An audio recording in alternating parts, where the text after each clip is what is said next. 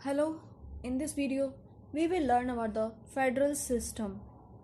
Federal system से मतलब हम क्या समझते हैं? फेडरल सिस्टम या फेडरेशन जैसा शब्द हम देखते हैं।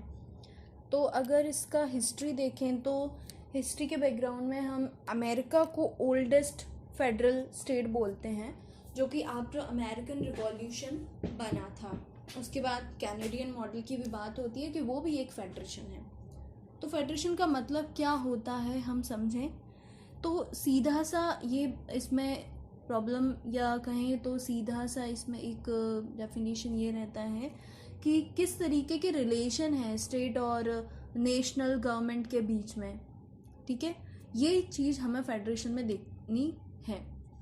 तो जो भी नेशन है, जो भी स्टेट है, वो किस तरीके से लॉ मेकिंग कर रहे हैं, उनकी कितनी ऑटोनॉमी है और किस तरीके से कॉन्स्टिट्यूशन द्वारा पावर शेयरिंग की जा रही है between the states and the national government. ठीक है, वैसे इंडिया के रेस्पेक्ट में हम समझे तो ये तीन लिस्ट जो आती है, यूनियन लिस्ट, स्टेट लिस्ट और कॉन्करेंट लिस्ट, जिसमें आप यूनियन और स्टेट्स को अगर लो तो ये सीधा सीधा ड्राइव करती हैं कि यूनियन जो नेशन है वो यूनियन लिस्ट के अकॉर्डिंग लॉ मेकिंग करे, पार्लियामेंट लॉ मेक करे, और जो स्टेट की जितनी भी लेजिस्लेटिव असेंबलीज हैं वो स्टेट लिस्ट को फॉलो करें। लेकिन जो कॉन्करेंट लिस्ट है वो एक डिफरेंट सिनेरियो ले जाती है, जो हमें इंडियन फेडरल सिस्टम में देखने को मिलता है। यहाँ से ही हम इंडियन फेडरल सिस्टम को दूसरे फेडरेशन ऑफ स्टेट से अलग करते हैं कि हम कहते हैं कि India is not a unitary governance system और ना ही ये प्योर फेडरेशन है। ठीक है, तो यही सब हम देखेंगे इस वीडियो में। तो सबसे पहले फेडरेशन से मतलब है कि पावर डिवीजन या शेयरिंग ऑफ पावर जो हो रही है between the nation and states by the constitution, and it is given by constitution to law making independently in their jurisdiction. यहाँ पर स्टेट और जो यूनियन है या कहें तो जो नेशन है उनके बीच में ऐसा कोई प्रॉब्लम नहीं होगा लॉ मेकिंग के दौरान, ये चीज़ हमें बताती है। लेकिन इंडिया का जो सब्जेक्ट है वो बिल्कुल अलग है। इंडिया का जो मैटर है फेडरेशन सिस्टम के लिए वो बिल्कुल डिफरेंट है, वो हम समझेंगे। तो किसी भी जगह पर फेडरेशन को लाया ही क्यों जाता है? आप यूनिटरी गवर्नमेंट से समझिए। चाइना को एज एन एग्जांपल लीजिए कि वहाँ पर एक सिंगल गवर्नमेंट है जो कि टॉप पर भी डिसीजन मेकिंग कर रही है और स्टेट लेवल पर भी और साथ ही डिस्ट्रिक्ट लेवल पर ही काम कर रही है। तो वही जो ऑर्डर्स हैं वो टॉप टू बॉटम सीप आउट कर रहे हैं। बट कैन यू अंडरस्टैंड कि इस तरीके का गवर्नमेंट हमेशा के लिए ठीक रहता है, जहाँ पर आप लोकल इश्यूज और लोकल गवर्नमेंट्स को सही से डील ना कर पा रहे हो? क्योंकि हर एक जगह पर एक जैसा कानून या एक जैसी जो डीलिंग्स हैं वो नहीं हो पाती हैं। तो उसके लिए फेडरेशन सिस्टम को यहाँ पर लाया जाता है। तो समझिए फेडरेशन सिस्टम। तो आज हम इसमें फीचर्स को कंपेयर करेंगे, फेडरल और यूनिटरी गवर्नमेंट के फीचर्स। यूनिटरी गवर्नमेंट में जैसा बोला है कि यहाँ पर एक सिंगल गवर्नमेंट होती है, जहाँ से अपनी जो रीजनल गवर्नमेंट हैं वो पावर ड्राइव करती हैं। यहाँ पर कॉन्स्टिट्यूशन रिटन या अनरिटन हो सकता है। रिटन होता है फ्रांस में और अनरिटन है ब्रिटेन में। कोई पावर का डिवीज़न नहीं होता है यूनिटरी गवर्नमेंट में, सारी पावर रहती है नेशनल गवर्नमेंट पर। कॉन्स्टिट्यूशन सुप्रीम हो सकता है या ना भी सुप्रीम हो। सुप्रीम है जापान में और नहीं सुप्रीम वहाँ है ब्रिटेन। ब्रिटेन में कौन है सुप्रीम? पार्लियामेंट जो भी लॉ बनाए वो सुप्रीम है। सुप्रीम मतलब उच्च कोटि के। ठीक है, जुडिशरी में be independent and may not be independent. Legislature में 2 सदन हो भी सकते हैं और नहीं भी हो सकते हैं। आपका कॉन्स्टिट्यूशन रिजिड है या फ्लेक्सिबल, ये सब यूनिटरी में है। क्योंकि यहाँ पर हमने जो पावर को होल्ड करवा दिया है वो है सिंगल गवर्नमेंट, कि वही सब लॉ मेकिंग का काम करे उसके ऊपर और कुछ भी नहीं है। अब चलते हैं फेडरल गवर्नमेंट की तरफ। फेडरल गवर्नमेंट में ड्यूअल गवर्नमेंट होती है, मतलब स्टेट और नेशन के लिए अलग अलग गवर्नमेंट। रिटन कॉन्स्टिट्यूशन होना कंपलसरी है, फिर आप काई से अपनी पावर का शेयरिंग करोगे, पावर डिवीजन बताओगे। ठीक है, तो कॉन्स्टिट्यूशन सुप्रीम होता है, यहाँ पर डिवीजन ऑफ पावर हमेशा रहेगा। सुपरमेसी ऑफ द कॉन्स्टिट्यूशन है, रिजिड कॉन्स्टिट्यूशन रहता है कहाँ पर, फेडरल गवर्नमेंट पे। अगर मैं इंडिया के रेस्पेक्ट में बोलूँ तो इंडिया में फ्लेक्सिबल और रिजिड कॉन्स्टिट्यूशन की बात कही गई है। हम ना ही रिजिड हैं और ना ही फ्लेक्सिबल, हम बीच में हैं कहीं पर। ठीक है, इंडिपेंडेंट जुडिशरी है, बाय कैमरल लेजिस्लेचर की बात होती है। इंडिया की पार्लियामेंट में 2 हाउसेज हैं, राज्यसभा और लोकसभा। चलिए, फेडरेशन का सच्चा मीनिंग जो बोल सकते हैं वो है एग्रीमेंट। एग्रीमेंट है मतलब कोई ट्रीटी करके जब 2 या 2 से ज़्यादा स्टेट्स साथ में आते हैं उसी को हम फेडरेशन बोलते हैं, और एक एग्रीमेंट बना के एक यूनिट बनाते हैं। ठीक है, इन्हीं यूनिट ऑफ फेडरेशन को हम यूएस में स्टेट्स बोलते हैं और स्विट्ज़रलैंड में हम कैंटोन्स बोलते हैं।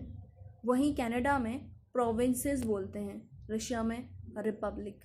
Unit of federation are known by various names like states in US, cantons in Switzerland और प्रोविंस इन कनाडा और रिपब्लिक इन रशिया। तो इस तरीके से आप देख लो कि फेडरेशन जो है वो अलग अलग जगह पर है, अलग अलग कंट्रीज़ में अराउंड द वर्ल्ड है। फेडरेशन अब 2 तरीके से होता है, इंटीग्रेशन या डिसइंटीग्रेशन से। इंटीग्रेशन में क्या होता है कि इसमें मिलिट्री वीक और इकोनॉमिकली बैकवर्ड स्टेट्स आते हैं और एक बड़ा और स्ट्रॉन्ग यूनियन बनाते हैं। क्या इंटीग्रेशन कैसे हो रहा है, जब मिलिट्रीली वीक और इकोनॉमिकली बैकवर्ड स्टेट साथ में आते हैं और एक बड़ा और एक स्ट्रॉन्ग यूनियन बना लेते हैं, जैसा कि यूएस में हुआ है। कई सारे छोटे छोटे स्टेट्स इसमें मिलकर एक स्ट्रॉन्ग यूनियन की फॉर्मेशन करते हैं। सेकेंड केस मतलब डिसइंटीग्रेशन। डिसइंटीग्रेशन में क्या होता है कि एक बड़ा यूनिटरी स्टेट कन्वर्ट कर लेता है खुद को फेडरेशन में by granting autonomy to the provinces को ऑटोनॉमी देता है। ठीक है, टू प्रमोट रीजनल इंटरेस्ट, और ये काम है कनाडा में, ये होता है कनाडा में। तो फेडरेशन 2 तरीके से है, इंटीग्रेशन और डिसइंटीग्रेशन। ये इंटीग्रेशन वाला कॉन्सेप्ट का है, ये है यूएस में, और डिसइंटीग्रेशन वाला है आपका कनाडा में, और कनाडा का मॉडल ही इंडिया फॉलो करता है।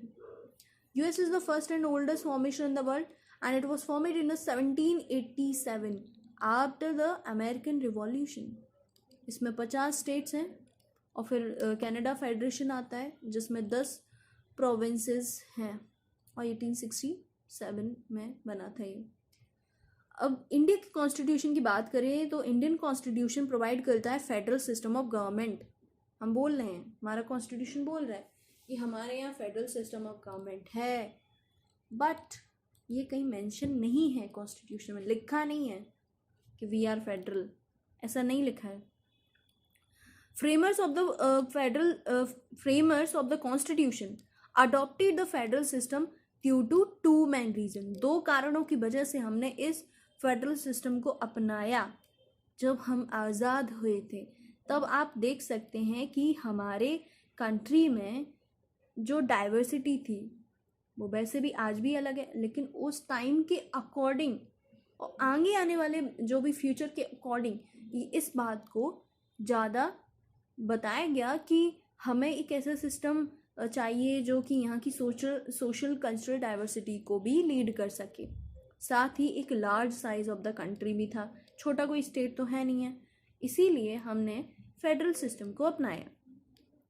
फेडरल सिस्टम को अपनाने का कारण यही था कि हम ग्रास रूट पर और रीजनल बेसिस पर एक सही गवर्नेंस को लेकर आ पाए। ठीक है, और इसके साथ ही जो नेशनल यूनिटी है, इंटीग्रिटी है, वो भी यहाँ पर अच्छे तरीके से मेंटेन हो सके। यही कारण था फेडरेशन सिस्टम को अपनाने का। ठीक है, अब एक क्वेश्चन आता है कि भाई हमने फेडरेशन ऑफ स्टेट्स काय को नहीं अपने कॉन्स्टिट्यूशन में मेंशन किया। हमने यूनियन ऑफ स्टेट्स क्यों यहाँ पर रखा है? तो इसके लिए B.R. अम्बेडकर बोलते हैं कि हमने जो फेडरेशन ऑफ स्टेट्स नहीं अपनाया जबकि यूनियन ऑफ स्टेट्स अपनाया, दो कारणों की वजह से। क्योंकि जैसा कि हम फेडरेशन जानते हैं, फेडरेशन का मतलब क्या है? अग्रीमेंट और ट्रीटी। इंडियन फेडरेशन क्या किसी अग्रीमेंट से बना है? क्या किसी अग्रीमेंट का रिजल्ट है? कोई ट्रीटी करी है हमने स्टेट्स के बीच में? नहीं, हमने ऐसा कुछ नहीं किया है। तो हम सच वाले या प्योर वाले फेडरेशन तो है ही नहीं है, प्योर फेडरल सिस्टम हम नहीं है। Indian federal system is not the result of an agreement among the states, जैसा कि अमेरिकन फेडरेशन में हुआ है। सेकेंड रीजन है कि स्टेट्स के पास कोई राइट नहीं है कि वो खुद को इस फेडरेशन से अलग कर पाएं।